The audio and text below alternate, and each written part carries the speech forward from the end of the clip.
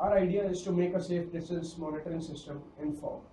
We have already been working on this problem, and the system requires the sensor of the range up to 15 meters.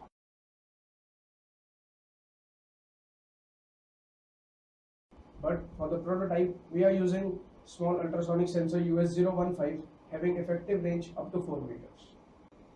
So during in-house testing, we found that we have to make a module of 3 sensors at different angles to get maximum reflections from the obstacles. We have used Arduino microcontroller to interface these sensors with the display system.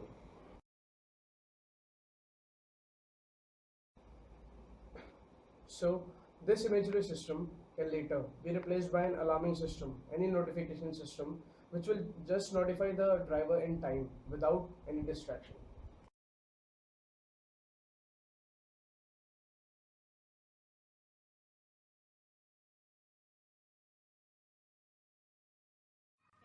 All sensors set, right sensor, center sensor, left sensor,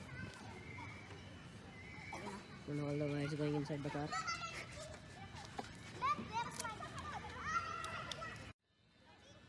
You will get all the display here on the laptop.